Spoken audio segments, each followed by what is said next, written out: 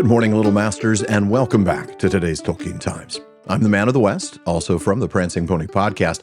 Let's get week 20 underway with another Mailbag Monday. Now, last week, we started answering Justin R's question in what ended up becoming our first two-parter on Mailbag Monday. He asked, why is the History of Middle-earth collection structured the way it is? Specifically, why do the first few volumes deal with the Silmarillion? Then the next set of volumes deal with the Lord of the Rings. Then the final volumes go back to covering the Silmarillion again. And in addition, why did Christopher Tolkien leave out a volume or two on The Hobbit from his History of Middle-earth project? Well, I spent last Mailbag Monday walking through Christopher's focus on the Silmarillion and the early legends as he began what would become the History of Middle-earth, starting with a book he initially called The History of the Silmarillion, but that by 1981 was already nearly 2,000 pages long and more than 16 inches across, a coffee table book that could be used as a deadly weapon.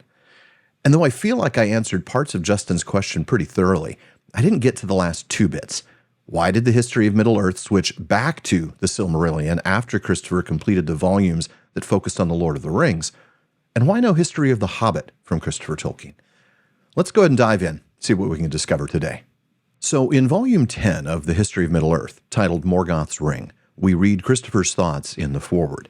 He explains that all the First Age legendarium, the Quenta Silmarillion, the Ainulindale, the Annals of Valinor, and the Annals of Beleriand, that were published in The Lost Road, Volume 5, were, quote, as they stood when my father began The Lord of the Rings at the end of 1937.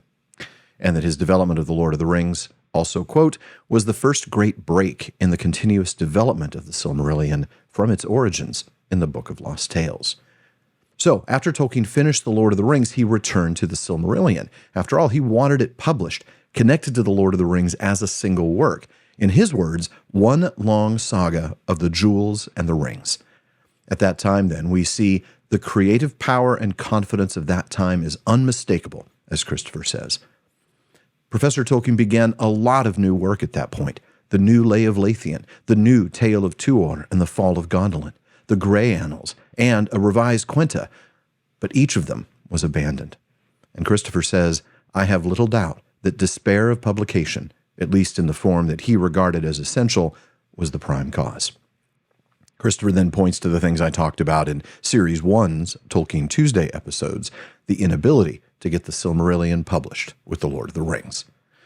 Now, Christopher says that when he returned to Rayner Unwin, writing, better something than nothing, although to me all are one, and The Lord of the Rings would be better far as part of the whole, I would gladly consider the publication of any part of this stuff. His father was, quote, bowing to necessity, but it was a grief to him. And then, of course, the professor's position at the university, combined with the release of The Lord of the Rings, kept him away from working on the Silmarillion until the end of the 1950s. So keeping all this in mind, Christopher explains, thus this book, and as I hope its successor, that would be The War of the Jewels, attempt to document two radically distinct phases, that following the completion of The Lord of the Rings, and that following its publication.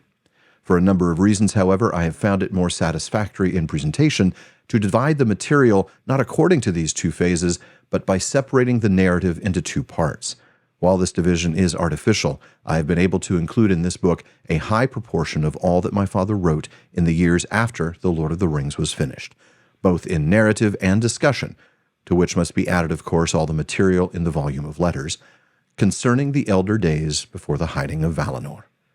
The next volume, again The War of the Jewels, will contain, according to my intention, all, or at any rate most, of the original texts relating to the legends of Beleriand and the War of the Jewels, including the full text of the Grey Annals and a major narrative remaining unpublished and unknown, The Wanderings of Húrin. Well, that's a teaser. So, to answer your question, the reason that Christopher returned to the Silmarillion in the History of Middle-earth is because that's precisely what his father did, going back to the early legendarium again after writing The Lord of the Rings and again after it was published. So it's sequential, chronological in a way. But what about The Hobbit? Why didn't Christopher include The Hobbit in his History of Middle-earth? I think, as we see Christopher's starting point, which was to get his father's works on the Elder Days out there and to connect the Silmarillion to the Lord of the Rings, well, the question begins to answer itself. We recently interviewed John Ratliff, the author of The History of the Hobbit, over on the Prancing Pony podcast, and asked him this very question: why did the Hobbit get treated differently than the rest of the history of Middle-earth? Well, John told us that Christopher didn't want to derail the history of Middle-earth for the Hobbit because he didn't think it was that deeply tied to the rest of the mythology. Now, we've talked about this recently, but sort of accidentally, in Week 18's Mailbag Monday, when answering the question, yes, but why rings? And it was in letter number 257 that Tolkien wrote, "By the time The Hobbit appeared, 1937, this matter of the elder days was in coherent form. The Hobbit was not intended to have anything to do with it. It could really stand quite apart, except for the unnecessary references to the fall of Gondolin, the branches of the Elfkin, and the quarrel of King Thingol, Lúthien's father, with the dwarves." Well, given this, it's not surprising that Christopher was willing to, in John's words, take this part that was not peripheral but on the side and give it to another scholar to work on. To be fair, though, that was actually two scholars. Originally, Ratliff was to work with Tom Santosky to bring the Hobbit manuscripts to light, and they began to work on it in 1988, with John dropping out of the project the next year to do his dissertation. But Santosky fell terminally ill, and he asked Ratliff to complete the work for him. So, in 1991 and 92, Ratliff got back to the project, and eventually, The History of the Hobbit was published in 2007. And folks, that wraps it up for Mailbag Monday. If you have a question you'd like me to answer, preferably in one episode or less, please email it to barliman@theprancingponypodcast.com. Let him know it's for today's Tolkien Times, and I'll get to it as soon as possible, with priority going to patrons of the show, of course. And please visit patreon.com/TolkienTimes to learn how you can support the show and get an ad-free feed, a monthly hangout with me, a bonus weekly episode, and a whole lot more. And finally, join me again tomorrow on today's Tolkien Times for Tolkien Tuesday as we learn more about the professor himself. Now, if you're watching this on YouTube, please be sure to like, subscribe, and turn on notifications.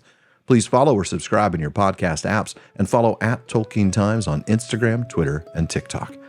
Finally, as Faramir says, go with the goodwill of all good men.